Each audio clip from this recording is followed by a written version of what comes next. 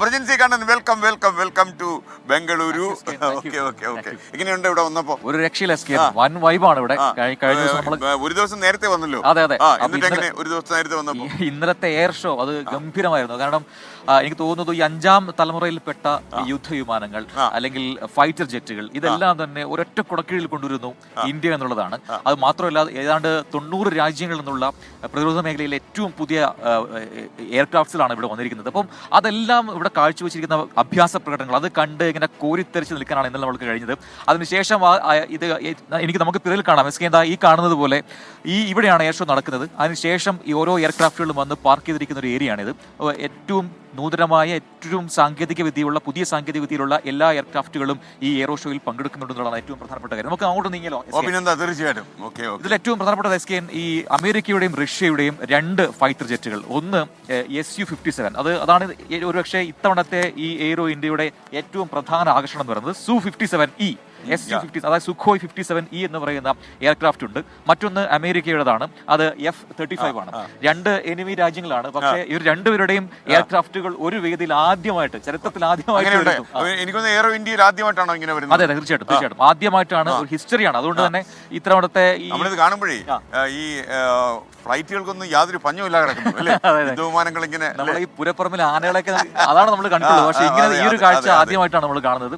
ഏറ്റവും പ്രധാനപ്പെട്ട ഇന്ത്യയുടെ ഒപ്പം ബ്രസീൽ, ജർമ്മൻ, ആ കാണുന്നത് ജർമ്മനിയുടെ എയർക്രാഫ്റ്റ് ആണ്. ജർമ്മനി, ബ്രസീൽ, അങ്ങനെ വിവിധ രാജ്യങ്ങൾ, 30ഓളം രാജ്യങ്ങൾ, 90 രാജ്യങ്ങളിൽ നിന്നുള്ള വിവിധ എയർക്രാഫ്റ്റുകൾ പങ്കെടുക്കുന്നുണ്ട്. ഇവരൊക്കെ എത്ര ദിവസങ്ങൾക്ക് മുമ്പ് എലഗംഗ ഈ എയർ സ്റ്റേഷനിൽ എത്തി കാണും? എയർഫോഴ്സ് സ്റ്റേഷൻ ആണല്ലോ എലഗംഗയില്. അതെ അതെ. ഏതാണ്ട് ഒരു 2 ആഴ്ചക്ക് മുമ്പ് തന്നെ ഇതിന്റെ പരിശീലന പറക്കലും കാര്യങ്ങളൊക്കെ നടക്കുന്നുണ്ടായിരുന്നു. അതായത് കഴിഞ്ഞ ഒരു 2 ആഴ്ചയായിട്ട് ഈ നമ്മുടെ ബംഗളൂരു നഗരം എന്ന് പറയുന്നത് ഒരു ബാറ്റിൽ ഫീൽഡ് സമാനമാണ്. കംപ്ലീറ്റ് സമയത്ത് ഈ റോറിംഗ് സൗണ്ട് ഉണ്ടാവും. അതാണ് ഈ ജെറ്റുകൾ പറന്നു വരുന്ന സൗണ്ട്, അതിന്റെ ഒരു ഗർജനം, അത് കേട്ടിട്ടാണ് ആൾക്കാരൊക്കെ ഇപ്പോൾ ഉണരുന്നത്. അതുകൊണ്ട് ഇവിടുത്തെ ആൾക്കാരൊക്കെ ഇത് ഒന്ന് സെറ്റായി വന്നിട്ടുണ്ട്. മാത്രമല്ല ഞാൻ ഇവിടെ വന്നപ്പോൾ അറിഞ്ഞൊരു കാര്യം, ഇവിടെ 2-3 മാസമായിട്ട് ഇവിടെ നോൺ വെജിറ്റേറിയൻ ഇറച്ചികളൊക്കെ നിരോധിച്ചിരിക്കുകയായിരുന്നു. കാര്യം പക്ഷികളൊക്കെ ഇത് കഴിച്ചിട്ട് എയർഫീൽഡിൽ പ്രശ്നം ഉണ്ടാകാതിരിക്കാനും ആകാശത്ത് വിമാനങ്ങൾക്ക് ബുദ്ധിമുട്ടുണ്ടാകാതിരിക്കാൻ കുറച്ച് ദിവസമായിട്ട് നമ്മുടെ ഇവിടുത്തെ ആളുകൾ, എലഗംഗയിലെ ആൾക്കാർ സ്ട്രിക്ട്ലി വെജിറ്റേറിയൻ അങ്ങനെ എയർ ക്ലിയർ ഒക്കെ ചെയ്തിട്ടാണ്. ഹൈ സെക്യൂരിറ്റി ഏരിയ ആണല്ലോ സാർ. അതുകൊണ്ട് തന്നെ അത്തരം കാര്യങ്ങൾ മാത്രമല്ല ഇത് ഒരു പിഴവുമില്ലാതെ ഈ എയറോ ഇന്ത്യ സംഘടിപ്പിക്കുന്നു. കാര്യം യൂറോപ്യൻ രാജ്യങ്ങളിൽ നിന്നും ഒക്കെ തന്നെ ഫ്ലൈറ്റുകൾ വരുന്നുണ്ടല്ലോ. അപ്പൊ ഇത്രയധികം ഫ്ലൈറ്റുകൾ നമ്മുടെ ആകാശത്തുനിന്ന് എയർ ട്രാഫിക് കൺട്രോളൊക്കെ ഒരു ബുദ്ധിമുട്ടും ഇല്ലാതെ ഇറക്കുന്നു. ഒരുപക്ഷെ ഇന്ത്യ എത്ര വലിയൊരു പ്രതിരോധ ശക്തിയായി മാറി എന്നുള്ളതിൻ്റെ ഏറ്റവും വലിയ ഉദാഹരണമാണ് എയ്റോ ഇന്ത്യ എന്ന് പറയുന്നത്. ഒരുപക്ഷെ നമുക്ക് ഒരു ഭാരതീയൻ എന്നുള്ള നിലയിൽ നമ്മൾ ഇതിൻ്റെ അകത്തേക്ക് കടന്നു കഴിയുമ്പോൾ നമ്മൾ അഭിമാന വിജൃംഭൃതരാകുമെന്ന കാര്യത്തിൽ സംശയമില്ല. We are proud Indians. We salute the defense. അത് മാത്രമല്ല ഈ 5ാം തലമുറയിൽ പെട്ടിരിക്കുന്ന പുതിയ സാങ്കേതിക വിദ്യയിലേക്ക് ഇന്ത്യ ഒന്ന് ചൂടുമാറുന്നുണ്ട്. അതുകൊണ്ട് തന്നെ ഒരു ഇമ്പോർട്ട് ചെയ്യാൻ, അതായത് പുതിയ എക്യുപ്മെന്റ്സുകൾ ഇമ്പോർട്ട് ചെയ്യാനുള്ള ഒരു സാധ്യത അത് DRDO കൃത്യമായി ഗവേഷണം നടത്തുന്നുണ്ട്. അപ്പോൾ അതൊരു പക്ഷേ വരും വർഷങ്ങളിൽ, 2030 ആകുമ്പോഴത്തേക്കും നമ്മൾ അത്തരം, അതായത് മറ്റു രാജ്യങ്ങളിലേക്ക് കയറ്റുമതി ചെയ്യാനുള്ള രീതിയിലുള്ള ഡെവലപ്മെന്റ്സ് കൊണ്ടുപോവുകയാണെന്നൊക്കെ പറയുന്നുണ്ട്. ഈ മറ്റുള്ള ഇപ്പൊ അമേരിക്ക പോലെയുള്ള ഇവിടെ ഇതിൽ പങ്കെടുക്കുന്ന മറ്റു രാജ്യം, ബ്രസീൽ, ഇങ്ങനെയൊക്കെയുള്ള ഫ്രാൻസ്, ഇവരൊക്കെ ഉണ്ടല്ലോ. ഇപ്പൊ ഇങ്ങനെ ഇത്രയും വികസിത രാഷ്ട്രങ്ങൾ ആയിട്ട് താരതമ്യപ്പെടുത്തുമ്പോൾ നമ്മുടെ ഡിഫൻസ് കരുത്ത് നമുക്ക് എത്രമാത്രം ബോധ്യപ്പെടുത്താൻ കഴിഞ്ഞിട്ടുണ്ട്? Definitely sir. കാണുന്നത് നമ്മളിപ്പോൾ കണ്ടതാണ് സുഖോയ്, നമ്മുടെ കയ്യിലുള്ള ക്രാഫ്റ്റാണ് സുഖോയ്. പക്ഷേ എടുത്തു വരേണ്ട കാര്യം, ഇന്നലെ എല്ലാവരുടെയും അട്രാക്ഷൻ എന്ന് പറയുന്നത് റഷ്യയുടെ ഏറ്റവും പുതിയ എയർക്രാഫ്റ്റ് ആയ ഈ Su-57 ആയിരുന്നു. സാർ, ഈ ഒരു സീറോ ഡ്രോപ്പ് ഡൗൺ എന്നൊക്കെ പറയും. അതായത് കുതിച്ചു വരുന്നു, ഏറ്റവും മുകളിലേക്ക് പോകുന്നു, അവിടെ നിന്ന് ഹോൾഡ് ചെയ്ത ശേഷം ഒരു എയർക്രാഫ്റ്റ് അതേ സ്പീഡിൽ താഴേക്ക് ഇങ്ങനെ പതുക്കിയാണ്, പകുതിക്ക് വെച്ച് അത് ഹോൾഡ് ചെയ്യും. അതൊക്കെ ഇങ്ങനെ ആൾക്കാര് സ്തംഭിച്ചിരുന്നതൊക്കെ കാണാൻ പറ്റി. ഞാനൊരു ദിവസം വൈകി പോയി. എനിക്കും ആഗ്രഹം ഉണ്ടായിരുന്നു. കാര്യം നമ്മളിത് അവതരിപ്പിക്കുന്നതിന് മുമ്പ് നമുക്കിത് ആൾക്കാരോടൊക്കെ ഒന്ന് കാണിച്ചു കൊടുക്കും. കാരണം നമ്മൾ ഒരു പക്ഷേ നിങ്ങൾക്ക് ഒരു ടെലിവിഷൻ സ്ക്രീനിലേക്ക് ഇത് നമുക്ക് ചുരുക്കി കൊണ്ടുവരാൻ ഭയങ്കര പാടാണ്. കാരണം ഇത് നമ്മൾ എത്ര പറഞ്ഞാലും, നിങ്ങളിത് എത്ര കണ്ടാലും, ഇതിവിടെ വന്ന് നേരിട്ട് കാണുന്ന ഒരു സംഭവം നമുക്ക് ഉണ്ടാക്കാൻ പറ്റത്തില്ല. അത് ചില പരിമിതികളാണ്. ഇപ്പൊ നമ്മൾ ഓരോ എയർക്രാഫ്റ്റ് അതിന്റെ അടുത്തും നമുക്ക് ഇതുപോലെ ബോർഡുകളുണ്ട്. അതിൽ കൃത്യമായി എന്താണെന്ന് മനസ്സിലാക്കാൻ. ഇപ്പം Su-30 MKI എന്ന് പറഞ്ഞ റഷ്യയുടെ ഒറിജിനൽ റഷ്യയാണ്, നമ്മൾ വാങ്ങിയതാണ്. അപ്പൊ അതിന് ഡീറ്റെയിൽസ് എല്ലാം ഇങ്ങനെ കൊടുത്തിട്ടുണ്ട്. അപ്പം ഒരു കൃത്യമായിട്ട് ഇതിനെ പഠിക്കുന്ന ആൾക്കാർക്ക് വന്നിട്ട് അതിൽ എനിക്ക് കുറച്ചുകൂടെ ഇത് ഓപ്പൺ ആക്കിയിട്ടുണ്ടെന്ന് തോന്നുന്നില്ലേ കാര്യങ്ങളൊക്കെ. സാധാരണ ചില പ്രതിരോധ രഹസ്യങ്ങളൊന്നും ജനങ്ങളുമായിട്ട് നമ്മൾ പങ്കുവയ്ക്കാറില്ല. പക്ഷേ ഇത്തവണ നമ്മൾ അങ്ങനെ അല്ല, കുറച്ചുകൂടി സുതാര്യമായിട്ടുണ്ട്. അതെ, നാളെയും മറ്റന്നാളും പബ്ലിക്കിന് പ്രവേശനമുണ്ട്. പാസ്മുഖ്യനാണെങ്കിൽ കൂടി തന്നെ ഒരു ലക്ഷക്കണക്കിന് ആൾക്കാരെ ഇവിടെ പ്രതീക്ഷിക്കുന്നുണ്ട്. കാരണം നാളെ 13, 14 നാളെ മറ്റന്നാളും 2 തീയതികളിൽ ജനങ്ങൾക്ക് കൂടി അകത്തേക്ക് വരാം. അങ്ങനെ ഇതൊക്കെ നേരിൽ കാണാനുള്ള അവസരമാണ് വരുന്നത്. ഇതാണ് ഞാൻ പറഞ്ഞ നമ്മുടെ ഐറ്റം SU-57E എന്ന് പറയുന്ന റഷ്യയുടെ അവരുടെ കുന്തമുന എന്ന് പറയാം. ഇതാണ് ഇന്നലെ വിസ്മയം തീർത്തത് നമ്മുടെ ഇവിടുത്തെ ആകാശത്ത്. ഇതാണ് ഈ SU-57E. ഇതാണ് ലോകരാജ്യങ്ങൾക്കിടയിൽ ഏറ്റവും മികച്ച എന്ന് പറയും കിടിലൻ. അതായത് ആരെയും വെല്ലുവിളിക്കാൻ പോരുന്ന പറഞ്ഞാൽ അത്രമാത്രം പവർഫുൾ ആയിട്ടുള്ള ഒരു എയർക്രാഫ്റ്റ് ആണ്. ഇതാണ് ഞാൻ നേരത്തെ പറഞ്ഞില്ല സാർ, കുതിച്ചു വരുന്നു, ഉടനെ താഴേക്ക് വീഴുന്നു, ഹോൾഡ് ചെയ്യുന്നു, വീണ്ടും താഴെ പോയി. അതെ.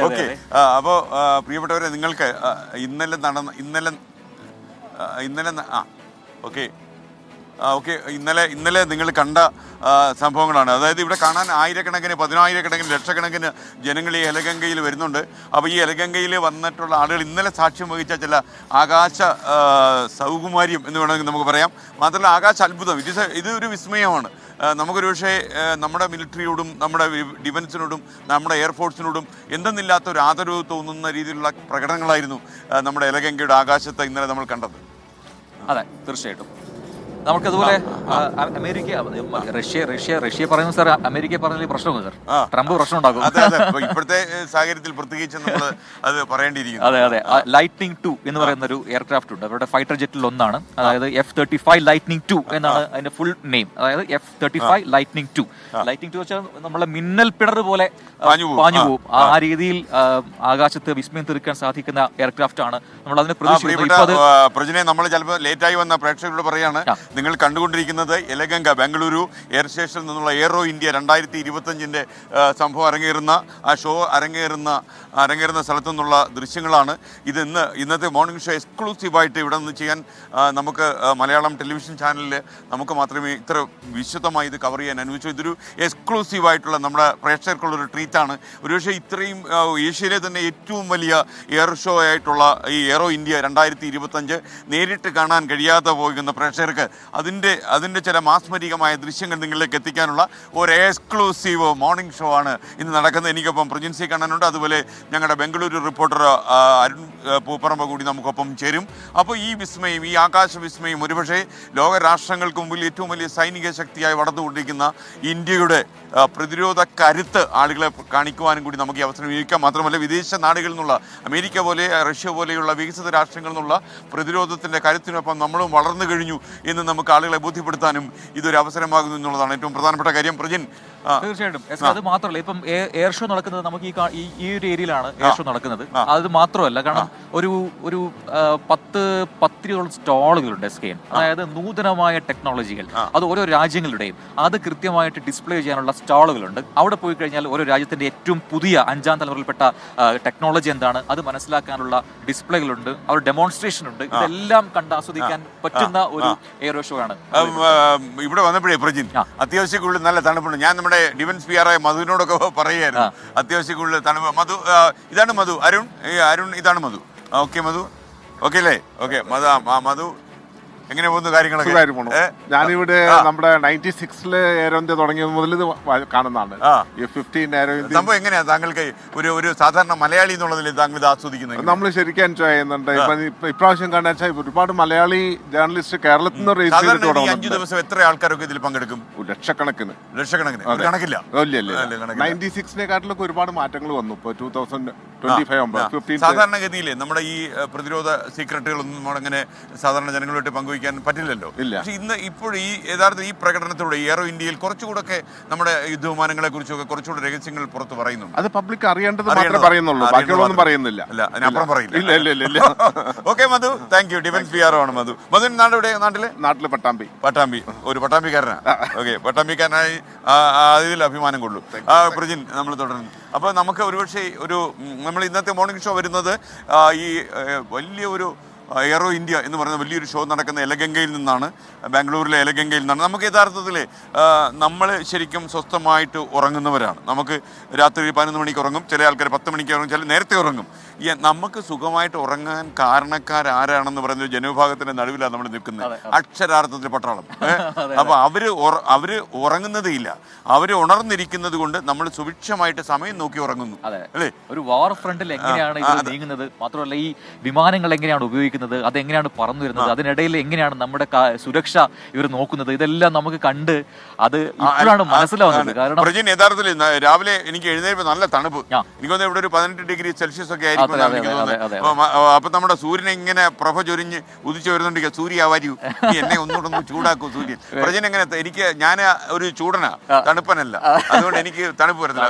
എനിക്കും പറ്റത്തില്ല. പട്ടാളത്തിൽ ചേരാൻ ഞാൻ ബാക്കി പോയി, അല്ലെങ്കിൽ ഇപ്പൊ ലേയിലൊക്കെ പോയി ജോലി ചെയ്യേണ്ടി വന്നു കഴിഞ്ഞാൽ വളരെ സന്തോഷം. അപ്പൊ നമുക്ക്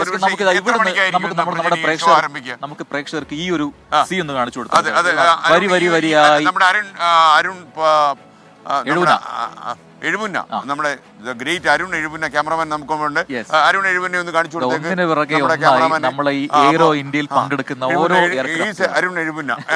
ഓക്കെ, അപ്പൊ അരുൺ എഴുമുന്ന എന്ന് പറഞ്ഞാൽ അദ്ദേഹത്തിന്റെ കയ്യിൽ ഡ്രോൺ ഉണ്ട്, പക്ഷെ ഒരു പ്രയോജനമില്ല, ഇവിടെ ഇറക്കാൻ ഒക്കത്തില്ലത്. അതിലുള്ള ഒരു വിഷമത്തിലാണ്. പിന്നെ വെളി കാണത്തില്ല, കാരണം കാര്യം ഇവിടെ അങ്ങനെ ഡ്രോൺ പറപ്പിക്കാനൊന്നും പറ്റത്തില്ല. പക്ഷേ നമുക്കിതൊരു എക്സ്ക്ലൂസീവ് ആയിട്ടുള്ള ഒരു ഷോയാണ്. നിങ്ങൾക്കറിയുന്ന പോലെ ഇന്ന് നമുക്കുള്ള ഏറ്റവും വലിയ സന്തോഷവും അഭിമാനവും എന്നുള്ള രാജ്യം അതിൻ്റെ കരുത്ത് തെളിയിക്കുന്ന ഒരു സമയത്ത് അതിന് സാക്ഷ്യം വഹിക്കാനും അത് പ്രേക്ഷകരിലേക്ക് എത്തിക്കുവാനുള്ള ഒരു അവസരം ഒരു മലയാളം ടെലിവിഷൻ ചാനൽ എന്നുള്ള നിലയിൽ നമുക്ക് ലഭിച്ചിരിക്കുന്നു. We are proud of Indian defence. ഇന്നലെ ഒരു പക്ഷേ നേരത്തെ എസ്കൻ ചോദിച്ചില്ലേ, നമ്മുടെ ഇന്ത്യയുടെ കരുത്ത് അത് മറ്റു രാജ്യങ്ങൾക്ക് മുന്നിൽ നമ്മൾ ഡിസ്പ്ലേ ചെയ്തു. അതിലെങ്ങനെയായിരുന്നു ഇന്ത്യ മികച്ചു നിന്ന്? ഇന്ന് സൂര്യകിരൺ എന്ന് പറയുന്ന എയ്റോബാറ്റിക് ടീമിന്റെ പെർഫോമൻസ് ഉണ്ടായിരുന്നു. എസ്കൻ ഒരു രക്ഷ ഉണ്ടായിരുന്നില്ല, കാരണം അവര് ഒരു ടീമാണ് സർ. ഈ ടീമായിട്ട് മുകളിലോട്ട് പോകുന്നു, ഒരു 4-5 എയർക്രാഫ്റ്റ് ഒരുമിച്ചിരുന്ന് പല ഫോർമേഷനുകൾ ഉണ്ടാക്കുന്നതാണ്. അതായത് അതിൽ ത്രിവർണ്ണം അവർ പറത്തുന്നു, അങ്ങനെ പല ഫോർമേഷൻ ത്രിശൂലമായിട്ട് വരുന്നു. അങ്ങനെ ഇതാ ഇപ്പൊ ആ വിഷ്വൽ വേണേ നമുക്കൊന്ന് കാണിച്ചു കൊടുക്കാം. ആ വിഷ്വൽ നമ്മുടെ കയ്യിലുണ്ട്. അപ്പൊ ഒന്ന് പ്ലീസ് പ്ലേ PCR. സൂര്യകിരൺ ടീമിന്റെ നമ്മൾ ഇന്നലെ നടന്ന എയർ ഷോയിൽ നടന്ന രംഗങ്ങളാണ് ഇപ്പോൾ പ്രേക്ഷകർ കാണുന്നത്.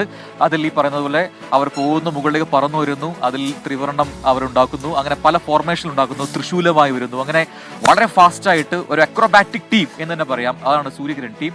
അങ്ങനെ ഇന്ത്യയുടെ കരുത്ത് ആ രീതിയിൽ മറ്റു രാജ്യങ്ങൾക്ക് മുന്നിൽ വിളിച്ചു പോകുന്ന ഒരു പ്രകടനം ഒന്നിലുണ്ടായിരുന്നു. എല്ലാ ദിവസവും ഇതുപോലെ എയർ ഷോ ഉണ്ട്. 2 മണിക്കൂർ നേരമാണ് എയർ ഷോ. ഇന്നത്തത് 12 മണിക്കാണ് സ്റ്റാർട്ട് ചെയ്യുക. ഉച്ചയ്ക്ക് 12 മണി തൊട്ട് 2 മണി വരെയാണ് എയർ ഷോ നീണ്ടു നിൽക്കുക. ഇന്നിപ്പോൾ വളരെ ഡെലിഗേറ്റഡ് ആയിട്ടുള്ള ആൾക്കാർക്ക് മാത്രമേ അത് പ്രവേശനമുള്ളൂ. പക്ഷെ നാളെയും മറ്റന്നാളും ഇവിടെ പൊതുജനങ്ങൾ കൂടി എത്താം. ആ സമയത്ത് ഇതൊരു വലിയ കടലായി മാറുമെന്നാണ് പറയുന്നത്. കഴിഞ്ഞ വർഷം 2 വർഷം മുൻപാണ്, 2 വർഷം കൂടുമ്പോഴാണ് എയ്റോ ഇന്ത്യ നടത്താറുള്ളത്. അപ്പോൾ 2 വർഷം മുൻപ് നടന്ന എയ്റോ ഷോ വെച്ച് ഇവിടെയുള്ള ആൾക്കാർ പറയുന്നത് ഇതിനകത്ത് പിന്നെ ഒന്നും കാണത്തില്ല, ആൾക്കാരെ കൊണ്ട് നിറയും എന്നാണ് പറയുന്നത്. അപ്പോൾ അതിനായി നാളെ മറ്റന്നാൾ അവസരമുണ്ട് ജനങ്ങൾക്ക് വരെ. ഓക്കെ, എന്തായാലും ലക്ഷക്കണക്കിന് ആൾക്കാരാണ് ഈ എയ്റോ ഇന്ത്യ സാക്ഷ്യം വഹിക്കാൻ എത്തുന്നത്.